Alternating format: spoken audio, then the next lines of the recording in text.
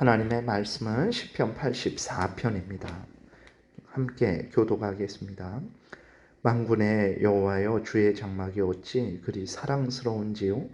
내 영혼이 여호와의 궁정을 사모하여 쇠약하며 내 마음과 육체가 살아계시는 하나님께 부르짖나이다.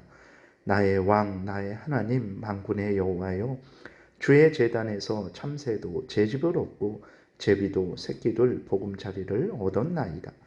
주의 집에 사는 자들은 복이 있나니 그들이 항상 주를 찬송하리이다. 셀라.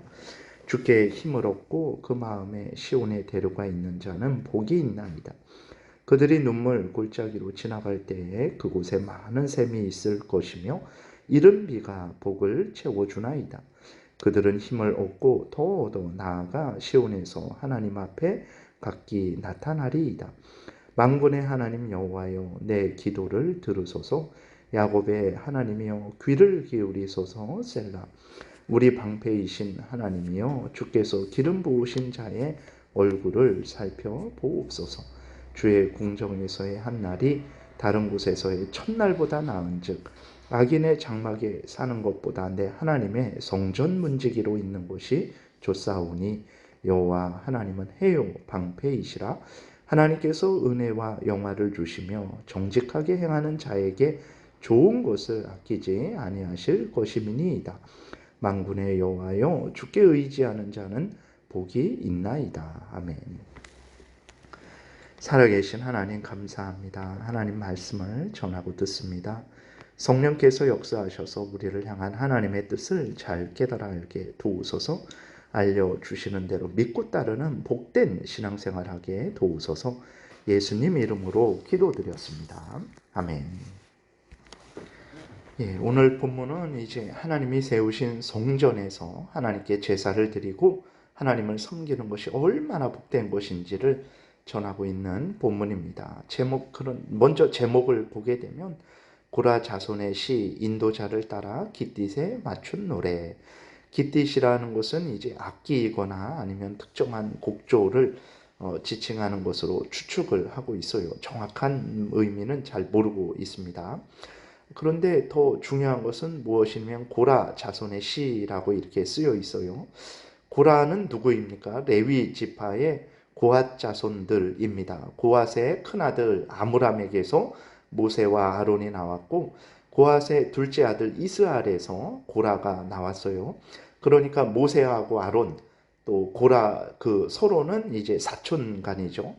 그런데 모세는 이스라엘의 지도자가 되었어요. 그리고 아론은 이스라엘의 대제사장이 되었습니다. 근데 고라는 자신은 성막의 거룩한 기구들을 옮기는 그러한 일을 맡았어요.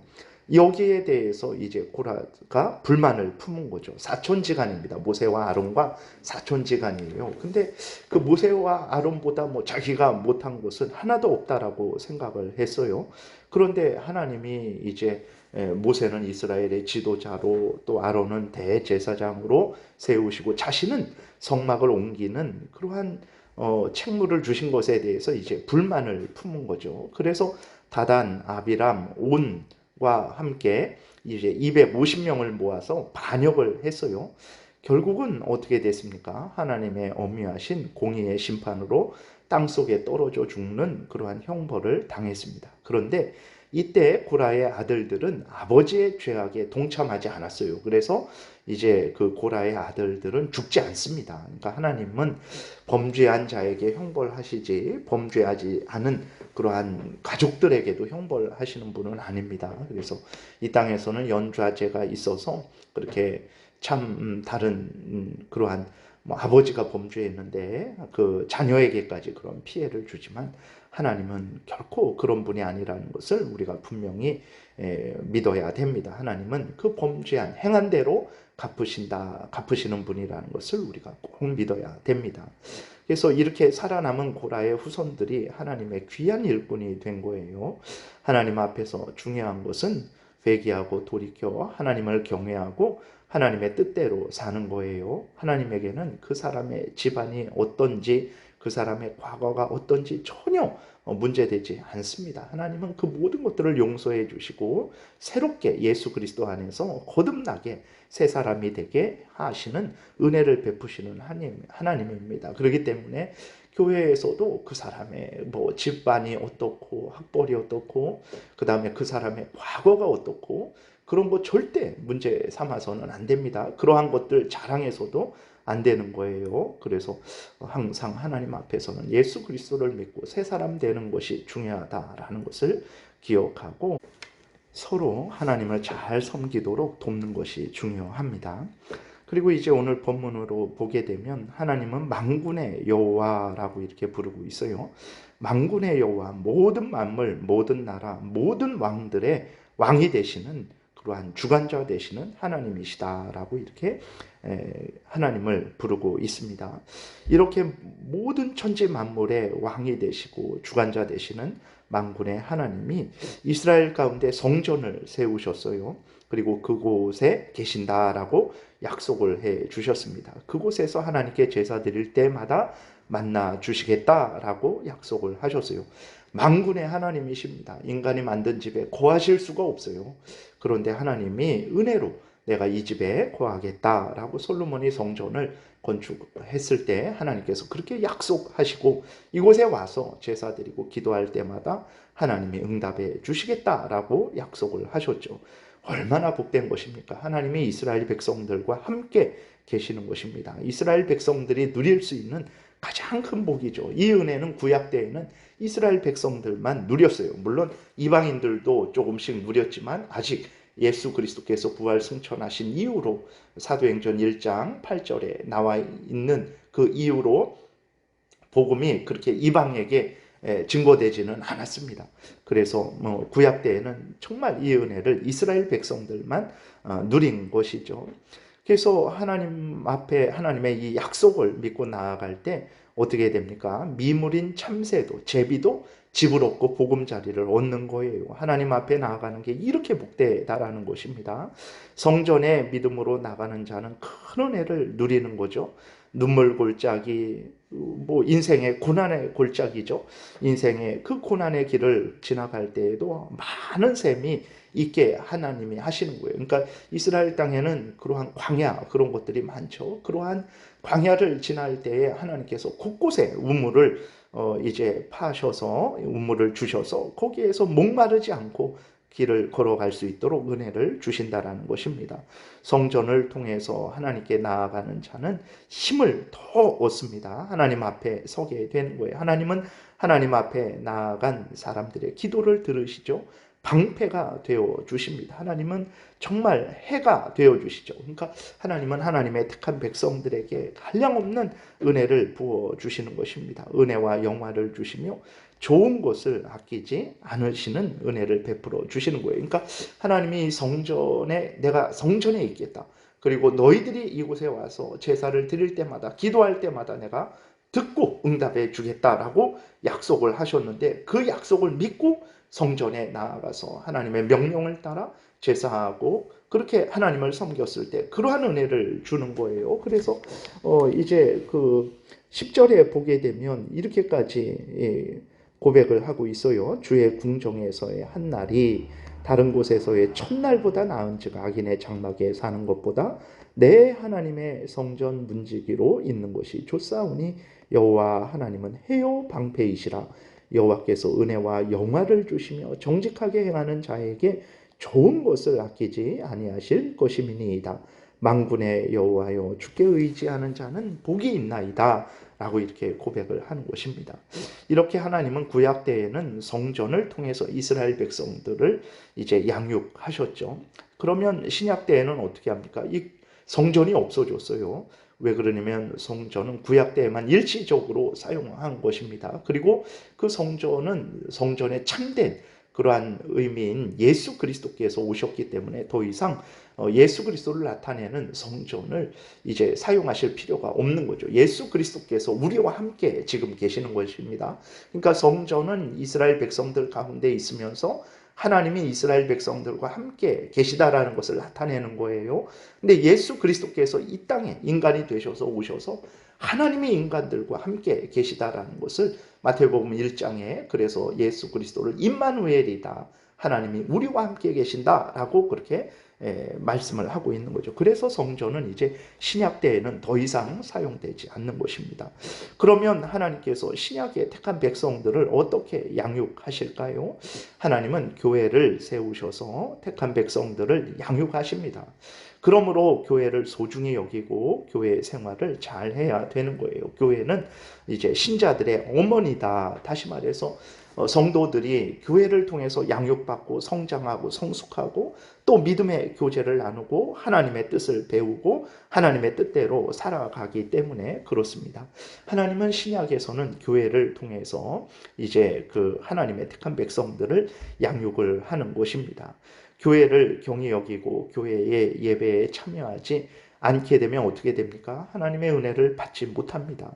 하나님의 뜻은 교회를 통해서 하나님의 백성들을 양육하는 것임을 분명히 알고 우리들은 하나님이 불러주신 교회에서 보내주신 교회에서 양육을 받아야 되는 거예요.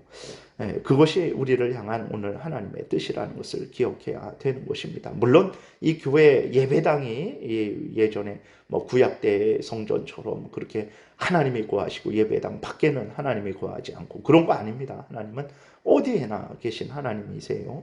중요한 것은 그 교회라고 했을 때 그 교회의 핵심적인 의미는 성도들의 모임입니다. 성도들의 모임을 교회라고 이렇게 말을 하는 것이고 이 땅에 있는 유형 교회들은 이제 그 성도들이 예수 그리스도를 믿는 성도들이 이제 어느 장소에 모여서 이제 예배를 드리는 거죠. 그리고 거기에는 하나님이 세우신 직분이 있죠. 목사가 있고 장로가 있고 안수집사가 있습니다. 그러한 질서가 있는 곳을 교회다라고 이렇게 말을 합니다. 건물을 교회다 말하는 게 아닙니다. 건물은 예배당, 교회당이라고 우리가 분명히 기억을 해야 되는 것입니다. 그래서 우리들은 이제 예를 들어서 제일장로교회가 공덕동에 예배당을 이제 준비하고 거기에 매주일 모여서 예배를 드릴 때 어떻게 해야 됩니까? 우리는 공덕동 제일장로교회 예배당에 와서 한마음 한뜻으로 하나님께 예배를 드려야 돼요. 그럴 때 우리의 믿음이 성숙하고 성장하게 되는 것입니다. 그런데 안타깝게도 이제 시편 저자는 어떻게 됩니까? 하나님께 나아갈 수 없는 상황이 되었어요. 2절에 보게 되니까 여호와의 궁정에 나가지 못해서 쇠약해지도록 하나님 앞에 사모하고 있어요. 하나님께 간구하고 있습니다. 이렇게 악한 사탄 마귀는 여러 방법을 통해서 하나님의 뜻대로 행하지 못하게 하고 하나님의 은혜를 받지 못하게 합니다. 이럴수록 어떻게 해야 되겠습니까? 더욱 하나님을 가까이 하고 의지하고 하나님이 정하신 질서를 따라서 교회 생활을 하게 해달라고 하나님께 간절히 기도해야 됩니다. 오늘날에 교회를 이제 가볍게 생각하는 그리스도인들이 많습니다. 교회를 외모로 판단하는 그리스도인들이 많아요. 그 중요한 게 아닙니다.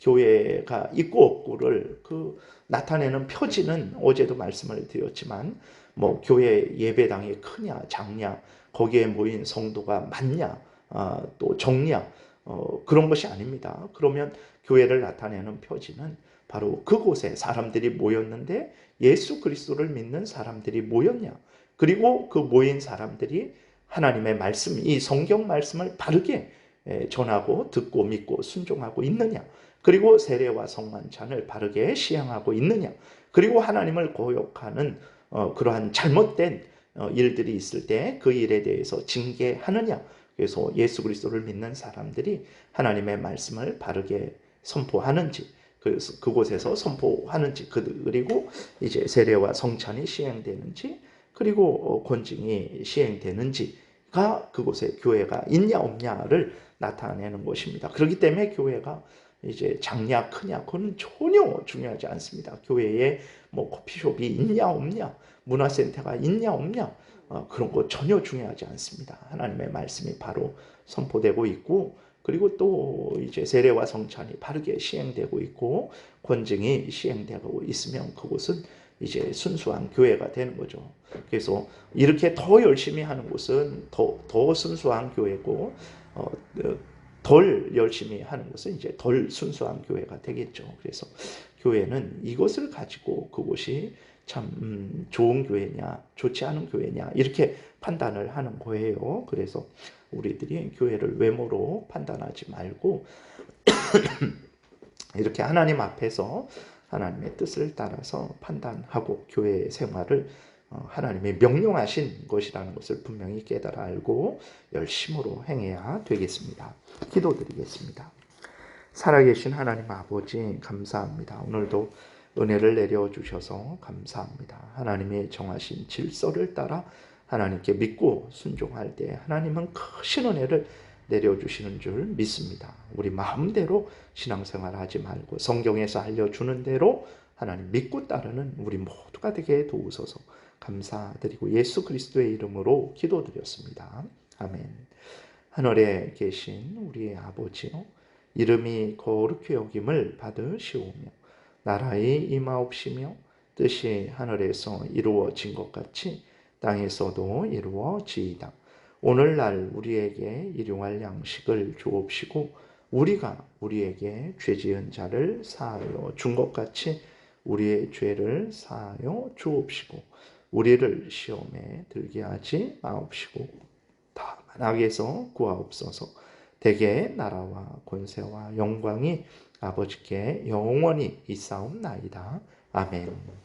지금은 우리 구주 예수 그리스도의 은혜와 하나님 아버지의 크신 사랑과 성령의 교통하심이 하나님을 경외하고 그 명령 따라 순종하는 복된 신앙생활하고자 은혜 구하며 돌아가는 하나님의 택한 백성들 머리 위에 지금부터 영원토록 함께 있을지어다. 아멘.